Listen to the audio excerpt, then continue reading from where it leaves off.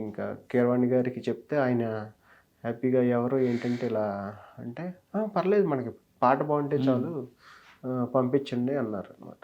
నేను వెళ్ళాను కీరవాణి గారి దగ్గరికి, చాలా భయపడుతూ వెళ్ళా.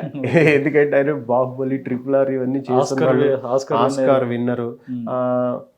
ఆయన పాటలు రాస్తారు, వాళ్ళ నాన్నగారు పాటలు రాస్తారు, వేటూరి గారు, సీతారాం, ఎంతో మంది పెద్ద పెద్ద రచయితలతో పనిచేసిన ఆయన నా పాటను ఏమంటారో, ఆయన ఎలా రిసీవ్ చేసుకుంటారని భయపడుతూ వెళ్ళాను. రాంబాబు గారు బాగున్నారా, ఏ ఊరు మీది అన్నారు. మాది ఏలూరు సార్ అన్న. ఓకే మా ఊరే, ఇది ఒకసారి పాట చూపించన్నారు. ఆయన ఫస్ట్ నుంచి చదివారు, చదివిన తర్వాత రెండోసారి దాన్ని ఒక ట్యూన్లో పాడారు. అంటే మీటర్ అలా సెట్ చేసి ఆయనే. ఓకే రాంబాబు గారు పాట ఓకే, మనం రికార్డింగ్కి వెళ్దాం అన్నారు. నేను షాక్ అసలు. తర్వాత వెంటనే ఆయన లేచి షేక్ హ్యాండ్ ఇచ్చి చాలా బాగుంది పాట, రండి మనం ఒక సెల్ఫీ తీసుకుందాం అని చెప్పి సెల్ఫీ తీసుకుని అదే రోజు ఆయన ఇన్స్టాలో పోస్ట్ పెట్టారు.